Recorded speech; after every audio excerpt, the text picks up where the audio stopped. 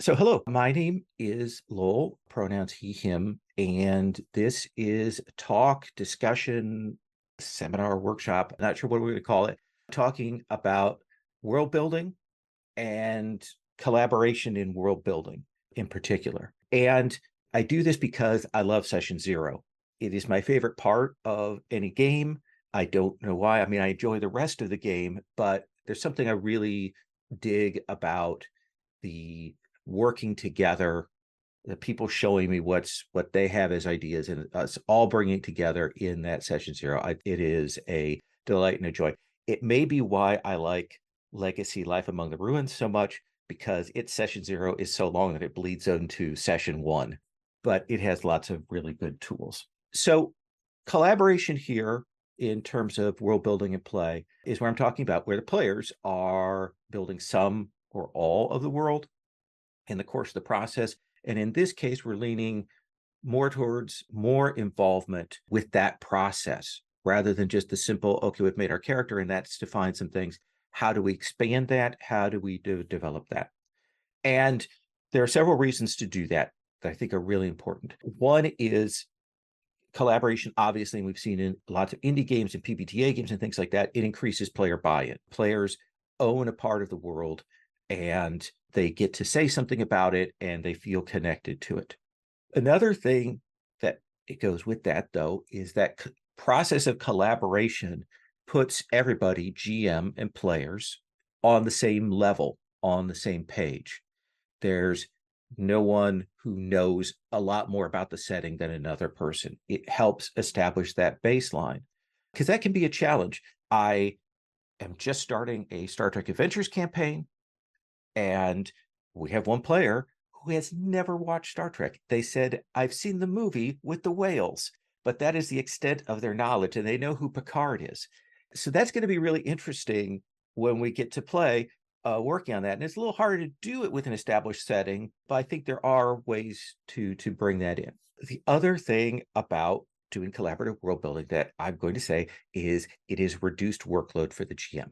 It is a little bit of a cheat, but I think that we can get into that mode to use that to help us to develop things and things that we wouldn't think of, ideas that we wouldn't have.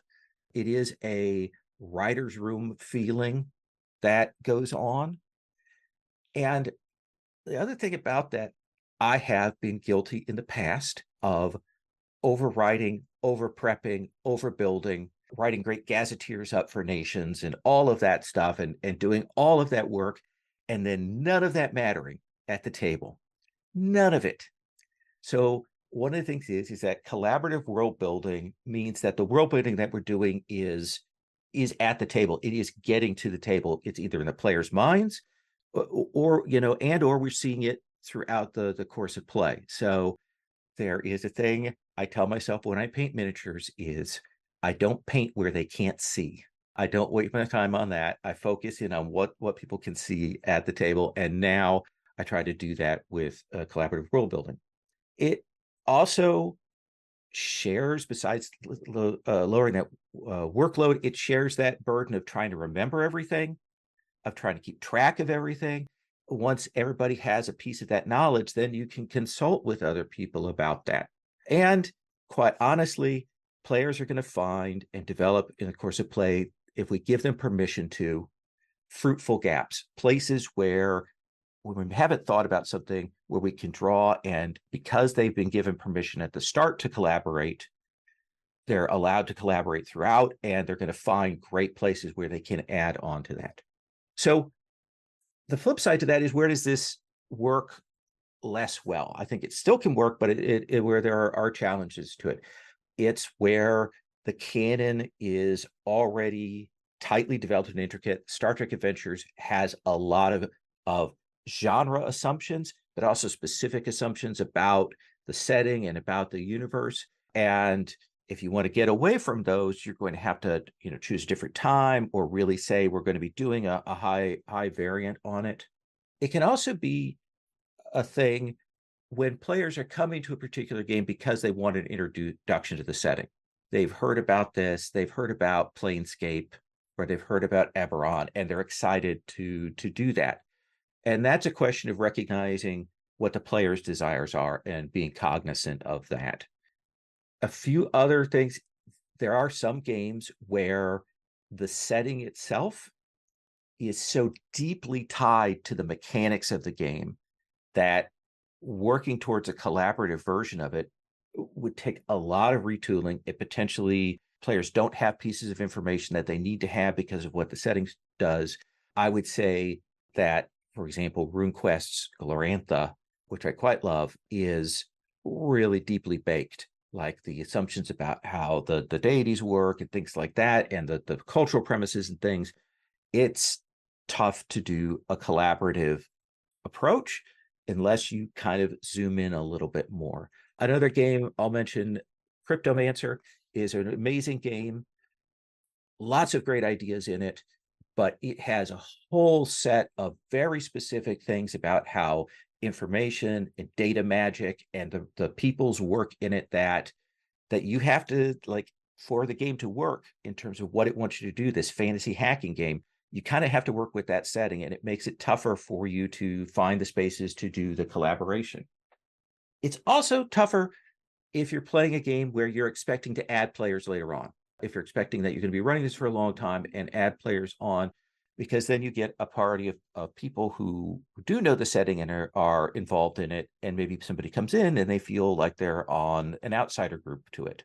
So that's something you have to be thinking about, is how you then bring those people in. Other thing is this, is I know all of you have played a lot of indie games and things like that.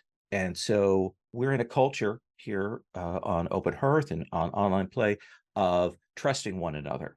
But sometimes you will get players who don't have that level of trust. They haven't had that experience of collaborating, of working with one another. And that can even happen in a case where players have played together for a long time. When I first brought Microscope to the table to try it out as the idea of like setting up a game, I had a couple of my players who were like really nervous about it because they were worried that the other players were going to fuck the world up, that they were going to mess things up, and they were worried about that. It wasn't until they got into play and saw how it worked that they calmed down. But you should recognize that if you're hitting a bump and you're wondering why a player is reacting a particular way, that may be what's going on, is they're not yet used to that culture of trust. The other thing I want to mention is that entering into a more fully collaborative world building approach is even more than we do in a lot of our indie games and our session zeros. As a GM, it is much more letting go. You have to be willing to listen, have to be willing to take in players' input. You have to be willing to do that reincorporation, not just at the beginning, but later on, to show players that their contributions are valued. And you have to give up your assumptions in an even more strong way than maybe you otherwise might. It is a real yes and. And there are some challenges to that when we go through the process of collaboration. Sometimes players won't be on the same page as you, or they'll say that they're on the same page, but then when you actually get to play, they're not actually on the same page. And you have to be willing to go with that. One example was I tried to run Strixhaven for D&D 5e, and I talked about what we wanted and assumptions, and like we did a little bit of world building about what the place was going to be like, and we talked about the kind of mid-tones, or maybe even towards the darker elements of Harry Potter, that sort of threat that went on, and I was like, this is going to be great. And then we got to play, and the players went wee and went straight gonzo right out of the gate. And they were all enjoying themselves. They are all into it. It wasn't what I was expecting. It wasn't what I thought we had developed, but I had to let go and let it run its course. The other thing about this, and this is just a mechanical kind of technical piece with the idea of collaboration, is as a GM, sometimes we want to be very kind of free and open about this, and collaboration is about being open about it, but it's also about being a traffic manager. It's about managing the questions. It's about managing the players. It's about sharing that around to people. And we have to be aware that some players are more vocal. Some players are more active. Some players are more interested in this. And that we have to make sure that we are drawing out the voices that aren't being heard, that we are managing and stopping players who are, maybe stepping on other people's toes. If you've played any kind of cooperative board game, Pandemic being the archetype of this, there is always that worry that one player will quarterback and try and lead how everything is. So you've got to be aware and manage that as gently as you can. So that's kind of the setup to this. So let me talk about the tools. And of course, in any kind of collaborative world building discussion, we're going to start with the game that I think has really changed the dynamic of how this works, and that is Microscope. Microscope is a great game. If you haven't played it, I highly recommend that you do. I have used Microscope, I would say now 8 or 9 times to build campaigns, and long standing campaigns that have run for a couple of years. And I have been pleased every time with that. Now, Microscope has you building a history. You build these eras, and then below the eras are events that are kind of chronologically ordered within that. And then in the original Microscope, there would be scenes underneath an event where you kind of zoom in and play out a scene to answer a question. In terms of how I handle this, instead of that zoom in, we let players ask a question about a particular scene and then throw that to another player or answer that question themselves. So we stay in that kind of collaborative world building mode rather than kind of zooming down to RP. One of the best things that we can take, even if we're not going to do the timeline, not going to build the history with Microscope, Microscope introduces the idea of the palette, the idea that we're going to build a list of things that are kind of they call it the ad ban list with the palette, adding things that we might not usually expect to have in this kind of genre or this kind of game, or things that would be common in this kind of game that we don't want to see. I loosen that up a little and basically do say, what do we want to see more of? What do we want to see less of? It's a great way to ground your players together, get them on the same page. And I recommend when you do that, doing that in a once round, letting people add one thing, because some people have lots of ideas, and moving around and checking in on things. It's a really easy technique, especially if you've got a game that has maybe some more open flavor. We played The Veil recently, which we're really building that cyberpunk world up. And we spent a lot of time building that palette to get the elements that people wanted to see, because the genre is so broad. What do we want to narrow down to? Now, Microscope generally covers a history, and you figure that out and you can handle that. But there are several changes that we can make to Microscope if we want to use it in a particular way.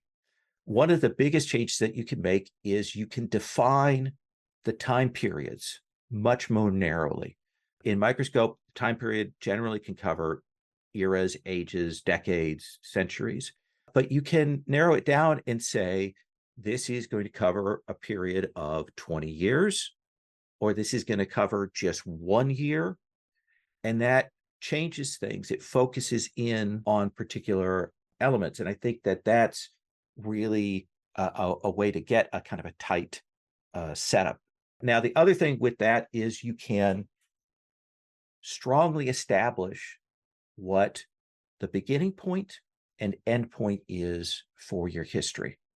One of the things that I've done a couple of times when I've done the campaign is I have a very specific prompt to start and a very specific prompt to end. And that is the death of Queen X. That's the era. I start that out. And then the last era is the hunts begin. And I have no idea what that means. No clue. But we set a prompt, we set a open concept that the players can build onto. And in particular, when we do that last era, setting up something that we think we can jump off to. The hunts begin, suggest that something terrible or tragic is about to occur, and that's the time that our players come into. We can also use certain factors, elements of 13th Age to do things beyond just setting up the historical events.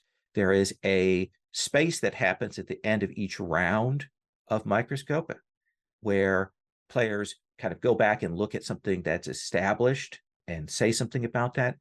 Instead of doing that, that's an opportunity to have players establish a deity or establish a faction or a group or an icon in there. So you're building kind of a parallel track of things that kind of go outside the history. Then other people can reincorporate that, or they can connect it to things that are already established. My favorite way to use Microscope, especially if we know that we're going to be playing an urban game, we're going to be playing a fantasy urban game or post-apocalypse or whatever, is rather than using Microscope to build a history, we use Microscope to build a city. In this case, we have a list of neighborhoods. That's our eras. And then below that, players can add locations or people. And then nested beneath that are rumors about those locations or people. It's super fun. I really enjoy doing that. It's a great way to get some hooks that players are going to right away want to go to. They're going to want to associate themselves with particular places or people or neighborhoods. And they're going to have already built up a sense mentally of the geography of the city. I love that piece. One of the other things that you can use Microscope for is filling in the spaces between campaigns.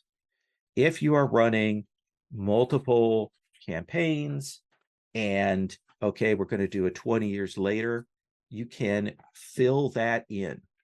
It's really exciting, especially if you've got players who played in that first campaign who are continuing on to the second one, and you are not going to get what you think you are going to get. If you have an expectation about, okay, this is how this campaign ended, I know where we're going to go, it will not go that way. Every time I've used it to do that, it goes wildly off from that.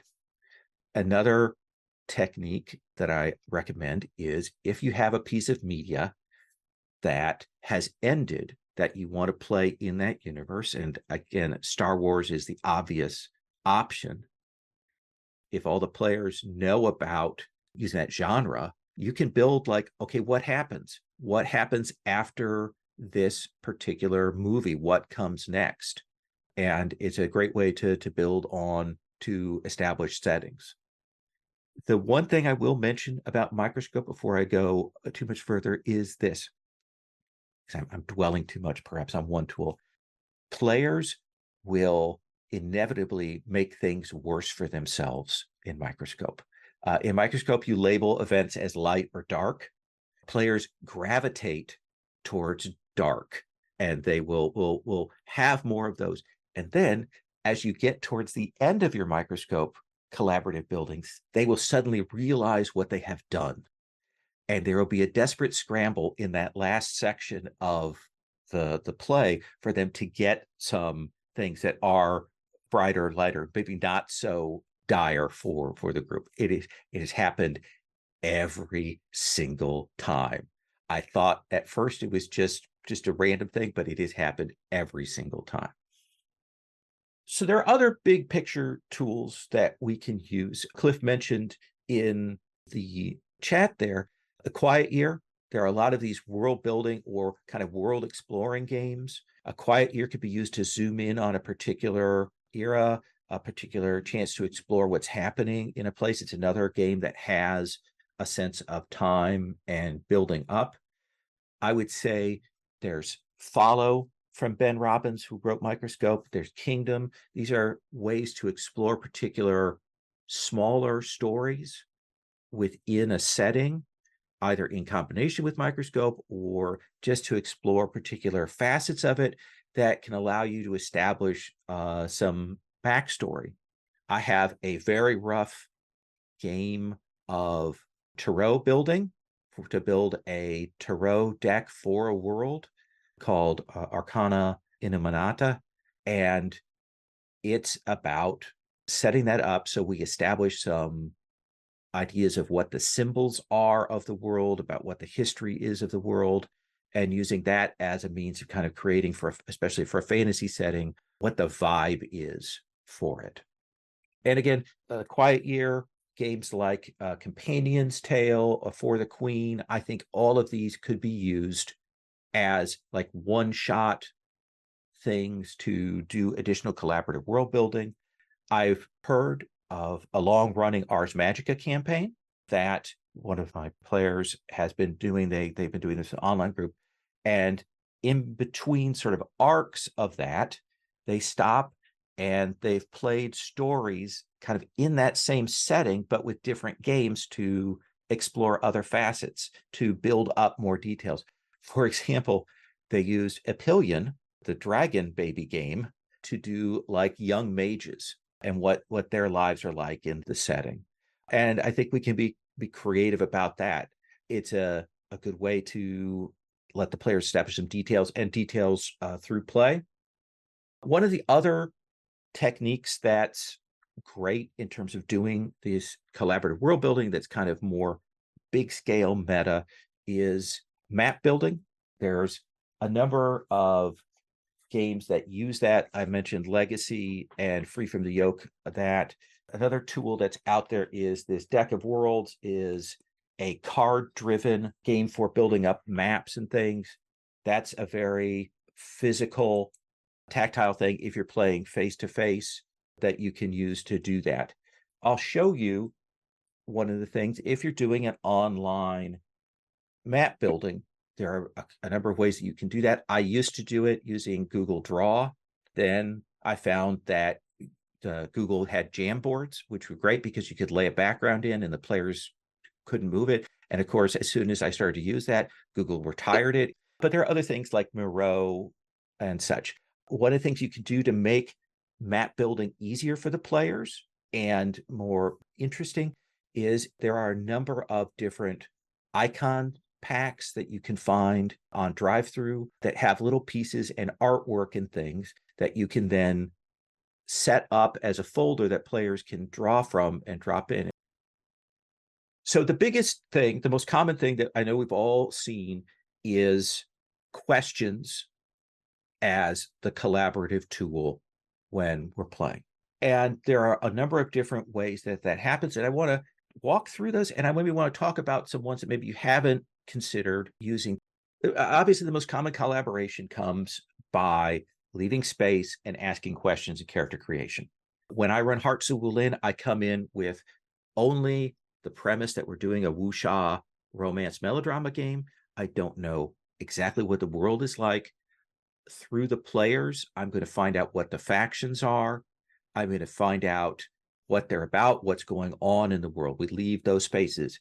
After they've introduced their characters, I'm going to ask them some leading questions to get more out of them. That's I think, one of the most common things. We see that in Apocalypse World and other games that come in with a premise, a vibe, but without a specific world.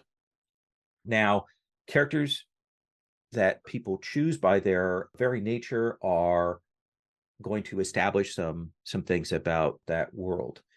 I would say one of the most interesting examples of this is the way that the world for masks is built. There are certain playbooks that people can choose when you play Masks, A New Generation, that really focus on defining what the history of the world is, what the world looks like right now. There's the Scion, there's the Legacy, there's the Soldier. All three of these really establish some facts about the world. There's also the Brain that establishes some facts about what super science looks like. A lot of those playbooks have some areas that they get to have authority in and establish. There are some playbooks that don't. And I think as a result, they are a little less interesting, perhaps. The Nova is a very cool, very easy to gravitate towards playbook, but it's not one that really helps define what the world looks like. A lot of the other playbooks do that. That's what we can get. Like, obviously, the sort of lowest level is through character creation, through what we let players have authority on. Tell us what your elf clan is like or what town you come from. Those are all things that help us define the world. We give players permission to do that. So one of the things that is important if you're playing with some people that maybe you haven't before, they may not know what their permissions are in terms of play, in terms of collaboration, in terms of world building. So in that early stages, if you are giving them the leeway to say things about the world through their characters, you want to model that for them. You want to encourage them to do that. You want to spend some time drawing them out. If they've played in traditional groups, they may be very reluctant to do that. They may not feel like they have the right or the permission to say things about the world. So you as a game facilitator can make that clear for them. The other sort of step up is, of course, working from an established set of questions. These are set things that we're going to ask before we start. I would, if you're interested in looking at how one person approaches this, I would say that this book by James D'Amato, the RPG Game Master's World Building Guide, it's a book just of questions, just of prompts for different kinds of things. You can find it relatively cheap online. It's a nice, very light paperback. I honestly went not expecting much, but it was really great. Like, it was a fun read. It had lots of interesting ideas about what kinds of things you could ask. And while it's presented a little more GM facing, it does talk about the idea of how you present this to a player and how you get them to work through collaboration. Another example recently is we've seen Girl by Moonlight, just released from Evil Hat. It has 4 campaign settings, and for each one of those series, there are a set of questions that you work through with the players. Some of them very abstract, and some of them a little more concrete. And those really frame up what the play is going to be about. And they're a really good example of how you might build a campaign questionnaire. If you have a strong sense of what your pitch is, of what your genre is, you can use this to narrow it down. There are other games that do this through letting people play elements of the setting, like a lot of the Belonging Outside Belonging games have places where the players can take up a particular piece of the setting and answer some questions about that. Another example of a game which does this approach to questions and answers in a very striking way is Spectaculars, is a superhero game. This booklet is just a booklet of the setting. And there are these different campaign pads for working through the different stories. And in this booklet, there are things like, okay, let's talk about what the catastrophe was. And the players, when we go to that, when that event occurs, you name it, you've got a set of pick list questions for it, and you establish that, and you write that in this book. And over time, the player group builds up a history, a unique history of the world by answering these particular aspects and areas. That one is a lot of work. I can't imagine copying that for your own game unless you want to spend a lot more time. Pick lists are great, particularly when you do them modestly. This one has pick lists with a lot of writing with the pick lists that I would not necessarily want to try. One of the other things I want to mention about the idea of providing questions and pick lists and things like that is, as a game facilitator, you want to look at those questions, because some of the questions are not as interesting as other ones. Some of them may, by the nature of themselves, given what has already been established, kind of point in a particular direction. You want to make sure that players that get maybe those questions in the turn order equally get a more interesting one later.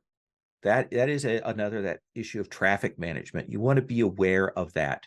You want to make sure that everybody gets to say something really amazingly cool about the setting. They get to do that. And that is a place where you as a game facilitator really need to be kind of closely monitoring things. You want to make sure that players are listening to one another, that they have heard what the others have said, and that when they answer a question, they are not negating an answer given by a previous player. And the important thing with that is when that happens, when you're seeing that, like something that player B says kind of goes against what player A has already established or answered in a previous question, the thing is not to say, no, we've already established that, is to ask them, how does that fit with what we've already established? Stop, ask them that. And they may have an answer or they may revise what they're saying, but give them the opportunity to do that. Again, world building, session 0 is the place where you really want to be careful about saying no. I think even more than when we're at the table playing. We want to be really positive about things. I want to kind of skip a little bit forward. I want to talk about another technique for doing this question world building. We've got like these campaign setups, these big lists of questions that we might ask. Another technique that I think is really amazingly interesting is what Fraser Simons did with The Veil. Now, The Veil is a cyberpunk PBTA game, but it's more an approach to modern cyberpunk and those tropes and genre elements and so on. And it has no established world. There are some built-in assumptions kind of in some of the playbooks, but not much. Instead, what each playbook does is it gets to say something about the world. So we have the character that's known as the architect. This is our hacker, our virtual reality manipulator. They have a focus on that. They're the ones that get to tell us what that looks like. They get to say what VR looks like, what interacting with the network looks like, what hacking looks like, what the limits of it are. And those are questions that are built into that playbook. There are playbooks that talk about what it means to be an artificial intelligence. There are playbooks that get to talk about what environmental issues look like in the setting. Each one of those playbooks has a piece of authority. And just by choosing a particular playbook, you are saying that these issues, these topics are important to our play. And then that player gets to define some pieces about that. It's amazing at the table. It builds an entirely different world each time, depending on your mix of players. And because they've chosen a character that does a particular thing and they get to say what it's like, they feel like they have some control. They haven't taken a net runner, and then when they get to the table, the net runner doesn't work like what they think it does. You know, we've seen this in games where people are like, oh, I'll take a druid that obviously does this, or a ranger that does this. And then when it gets to the table, that's not in fact what the game looks like. So that's a really great way to do that. Now, I took that in a different direction, but building on that, just to show you how you can do that, I'm running Free from the Shadow. I showed you the map for that. This is a fantasy samurai game. It is built on Free from the Yoke, so it has 2 levels. You choose a clan, a family that you come from, and then you choose a character. One of the things I did was I rewrote that, and I made it so that each clan, each family gets to define something about the world. So, for example, we have the clan that's focused on magic. They get to say what magic looks like. We don't come in with any assumptions. Now, to do that, I've given them a list of questions with some picks for that. So actually, I'm just going to go ahead and screen share this briefly here. So here for the mystical clan, I've got a question and a set of short answers. And so like the first one is, your family defines magic. You get to tell us about its source or sources as well as general feeling. And then I have a big list. And Players can choose one, or they can choose multiple of these and combine them together. I've also got a set of questions about like what the magical world looks like. How are the mages, the people who practice magic, treated? This is just one example. We have a clan of non-humans. So the non-humans get to define like what the non-human role is within the setting, and they get to define what kind of peoples exist in the setting. We have the elegant playbook here with the sort of the sophisticated cultural thing. They get to decide what arts are most important. They get to say which ones are most important, say why. They also get to say which ones are kind of looked down on now. They kind of do these interesting aesthetic choices about the world. And much like how the Veil operates, this is a way of giving players authority over things. Let's skip forward here a little bit, and I want to talk about the idea of using collaboration to manage existing settings. So one of the problems is sometimes we see a game and it looks super cool. Like we look at the art, we look at the images and the premise, and we are like, oh, that looks great. I am super excited. This happened to me yesterday. I happened to be glancing through some things and I saw a game called Household. Household is an Italian game and it is gorgeous. It's one of the prettiest games I've ever seen. And the idea of Household is that there's like an empty, abandoned house, and you play little people who are in this house, little sort of fairy fae people who are in this, and each of the different rooms are a different nation for the house, and it's about stories of exploring the house, and there are foes that go on and all of that. It looks great. Like it looks so cool. And I downloaded the quick start. The quick start is like about 100 pages. And there is so much lore and so much background and so much deep things. And I'm looking at this and I'm like, holy moly, how would I ever get that across to the players? Would I have them read this big honking book? Do I have to like info dump during play? These are the kinds of games that do that establish so much lore. They love their lore. They get the pretty pictures and things, but they become much more difficult to get to the table. So the question is, how do we approach that? And that's, I think, the trick is for us to look at that and boil it down to like what the base premise is. We've got little people. They're in an abandoned house. They have some magical talents. That's cool. They've worked and they're adapting particular things.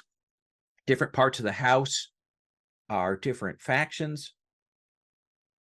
Those are the only things we really need to know, quite honestly. Let's set that as the base premise. Oh, that's all we need for the pitch. And then what we can do for our collaboration, we can go, okay, let's have everybody define a faction. Maybe we've got a pick list of the different factions, or maybe we come up with different factions that represent different kind of archetypes. Like here's a martial faction, or here's a one that is about exploration. And we make some pick lists or some questions about that. That allows us entry in. We can still use the pictures from the book, which is a huge cheat, but we can get that premise, we can get that vibe that we really like, and we can drill down on it. I think that allows you to take these things that are cool. It justifies your purchases. Like if you, like me, have bought games that when you actually go to look at them, you're like, I don't know how I would ever run this. Like I have all the Iron Kingdoms books. I think they look really cool. That may be my 12-year-old boy brain going on there, but we've got steampunk robots and mages and stuff. But holy cow, there is too much world. So if I were going to approach that, I would try to break down what it is about Iron Kingdoms that I like and how we would get to that entry point. As I say in my show notes here, we're going to boil down the cool. We figure out what the essential elements are. One of the places that I think, one of the examples that maybe some of us know is Blades in the Dark. I think Blades in the Dark, obviously Forged in the Dark, a fun game, and it's got a really cool look to it, but it also has some particular setups in terms of setting choices and things like that, that maybe for some players push them out, don't give them as much access. So the question is, what are the minimal things we need to say to define a setting that looks like Blades in the Dark? And I would say steampunk urban city. I would say gloom, like in Blades in the Dark. Duskvol is constantly in darkness. We don't necessarily have to do that, but generally that gloom and the vibe of that. I would say the idea that there are ghosts, but maybe we let the players define what the ghosts are like. And I would say factions, that there are these different factions at different tier levels. But again, that's something that we can then allow players to define. We kind of go from that initial premise and we build up from that. So, like, that's how I would approach Duskvol if I were to run it again. I would really look at letting the players say, who are our major characters? Who are our major factions? What kinds of forces are at play? With the ghosts and the magic, letting players choose from a kind of set of things. You want to make sure that those don't necessarily break what goes on certain playbooks, but let them have the freedom to define that. And I think that's a really strong way to get entry into that. So I've talked now for about 50 minutes. So I want to see if folks have other techniques that they have seen that they're interested in talking about, or questions that they have about particular things, how you would approach things. Steph, would you mind? You mentioned in the chat Court of Blades. Can you tell us a bit about that? Yes, Court of Blades is a Fortunate Art game about courtly drama. Think like the Three Musketeers or some sort of like pseudo historical Italian city. It still has the Blades in the Dark weirdness with its magic, with like the undead and whatnot. But however, one of the unique things about the system from the get-go, it incorporates the factions into the mechanics of the system. Whatever group playbooks that the players don't pick automatically become tiered based on the GM's like own little mechanics, because the GM has a mechanical turn rather than the ambiguity of Blades in the Dark of like, oh yeah, there's clocks and whatnot. No, it specifically states after every so many errands that or heists they go on, you do this stuff to upkeep all the factions in the game. And I do mean all of the factions in the game, and I have no idea about how to handle it, and it scares me so much because I'm running a Quarter Blades game Oh, right wow. now. Yeah, Greenlaw of Varkith, which was a dungeon world setting, has a little bit of that. Like, it has a whole turn where you have to decide on an action for each one of the factions. You have to resolve it and you have to figure that out. But what you're saying sounds even more deep and rich. That's great. Yeah, it's a fantastical faction game, and like I like so far like a lot of recommendations I've gotten for people is just to remove it, and I'm like I don't want to remove it. This is why I got the game. I want to play with the factions. Give me the factions, but like I don't know how to keep notes for that. And like Mm-hmm. I saw the little map that you made, and I would like, how does that work? Especially with like in tandem with like physical notes about like, hey, this is where this place is at. Because I, for much as I love Court of Blades, it has the worst map I have ever seen in a game. I cannot read it. So like I have no idea where anything is at. So Yeah. If the actual map isn't baked in like we have to know distances and things like that. I think it's really easy. What I do often is I kind of give a rough sketch, like here's Mm. the general shape of things, and I'll put that there. And then in that first round is in the map building, each person got to define a place. They get to define where their homestead is or their home Mm. city is, and then they got to define some elements about here are some bad places and here are some good places on the map. And we just kind of did it once around. Everybody got, I think, 3 things they were able to put on the map. So 4 players, 3 things. That's about 12 objects. That's reasonable to put on the map and for me to remember what they are. Yeah. Uh, it is very easy to put too much stuff on there and get it overwhelmed.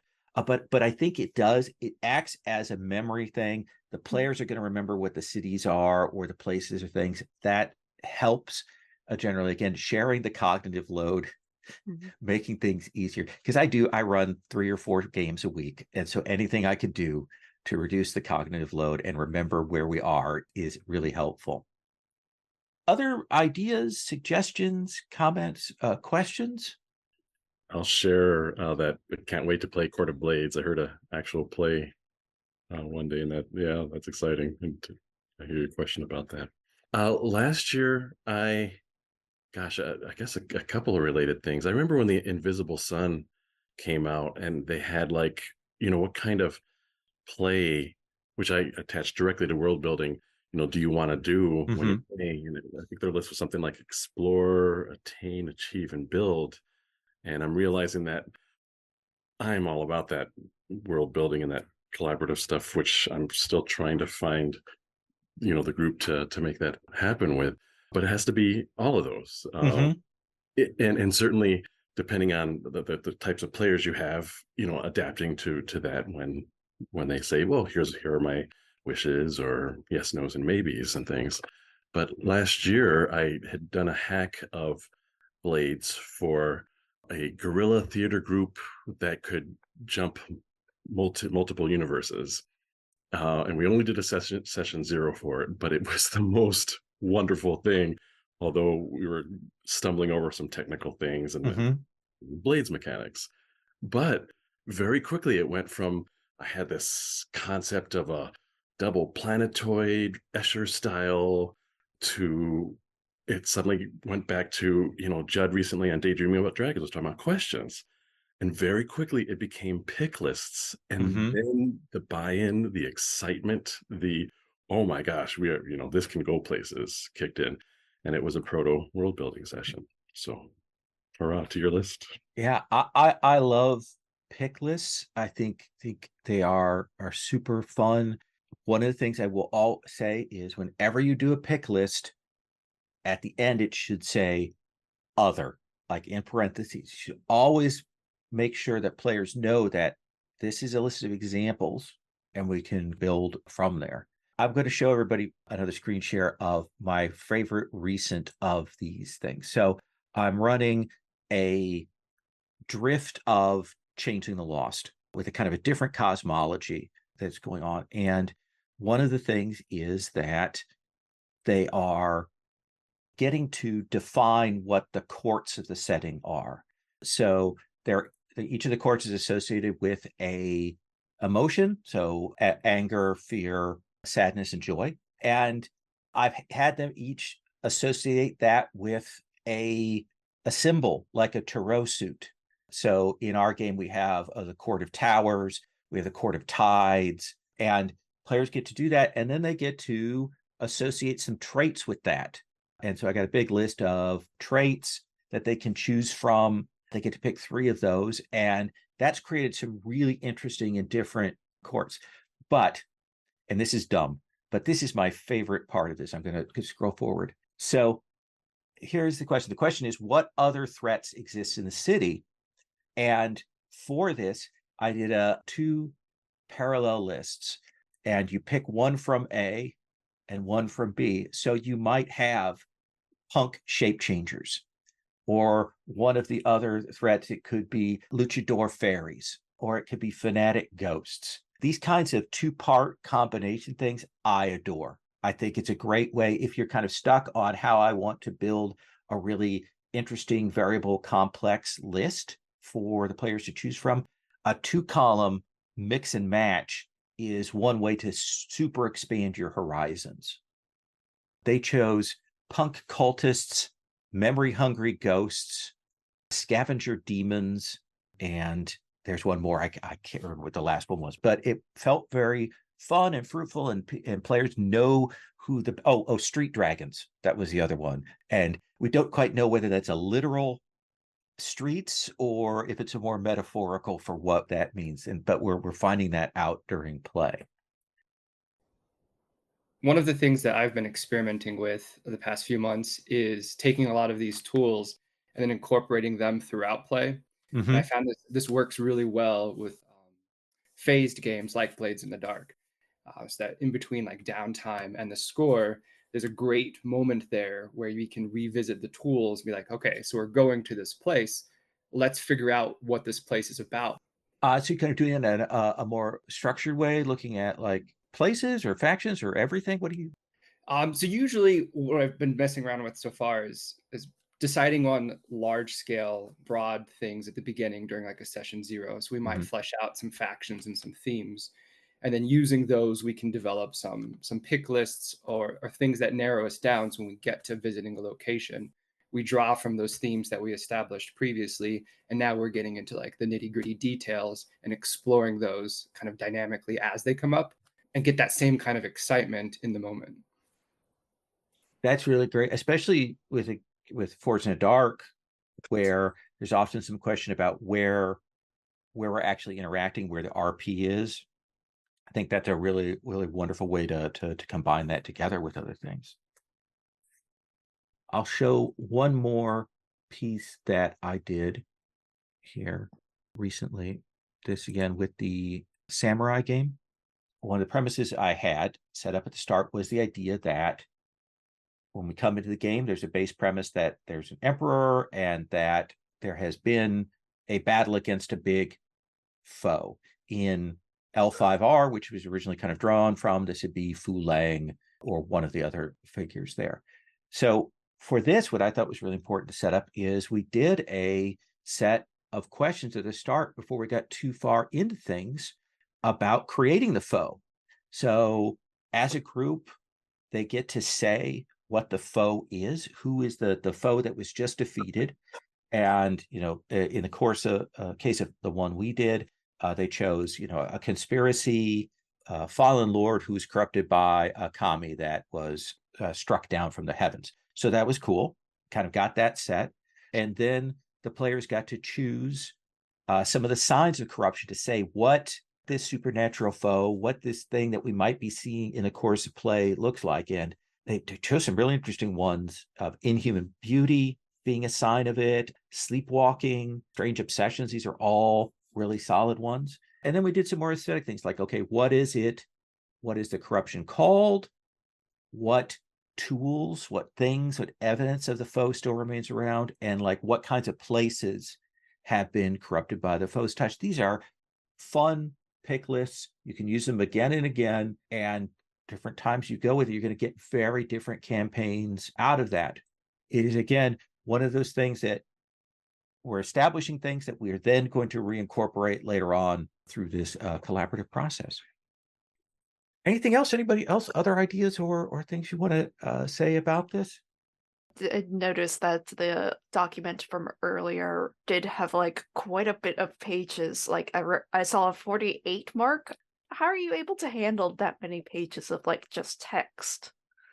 So one of the things I've been doing recently is I have taken a lot of my work is done, of course, in the Google Sheets and things like that, but I've been bringing them over into documents, or if I'm like modifying from existing text, I've brought that over. And I'm very specifically now consciously at the start breaking things up into headings and using the heading tools in Google Docs, because that generates that index that you can have off to the side.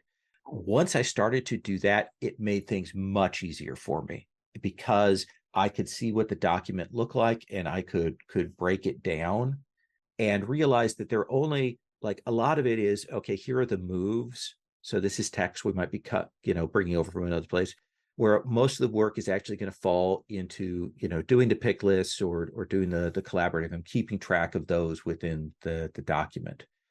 But yeah, that has taken me a while.